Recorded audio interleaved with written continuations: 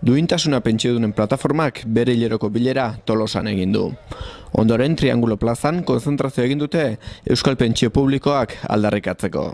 1.080 € gutxieneko pentsioa aldarrikatu dute konzentrazioan batu diren dozenaka pentsiodunek.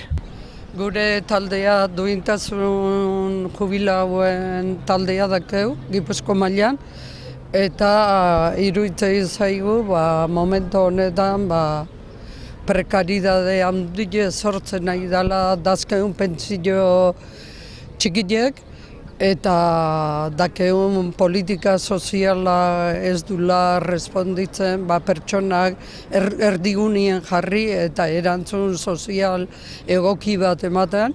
Ikusten dugu pentsio egoera horren barruen, emakumeek gehala gehiena pasatzen deuna. Gaur egun emakumeek monoparentala bai edadetuek prekaridadie ondikene gehiago ite zaigula. Hoi jardun dugu, ez diena aliatzen pentsioekin da RGI lola dakeu konpentsazio bezala, eta lola esateigu ben, diru asko kobratzen ben gobernante horiek, 108 jotzen maigu guk ez gehala lanea jungo, eta guk esaten dugu hemen garezen danok, gu ez gehala lanea jungo. Idio 8 edo idio 18, gu ja ez garez laneko munduen. Orduan iruditzen zaigu kriston diskriminazioa, milaka lagun horiek bere pentsioekin osatze ez dana osagai dan RGI hori, ez emati 108 hori, esan ez ez gehala lanea jongo.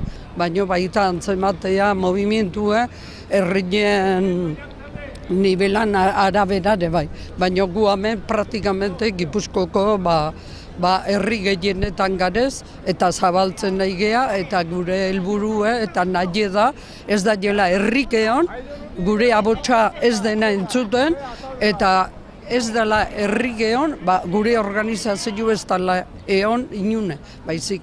Danea lea berdeu, gure txikio handi, gure organizazioa, han eukitzia ikuste deulako, dala garantia bat, beti esanez, hori ez daula, hori analizau, hori eta alternatibak eman. Eta hige alternatibak ematen, 1.080 soldata minimua, parlamentoa 32.000 firma jasota eman ditugu, eotegia partio politikuki, sindikatuki txapi emate jau alkatetzai aurrien arrapatzen danai, esanez, txikitoz, hori ez da hola eta herrie hola bizidak ez zuta.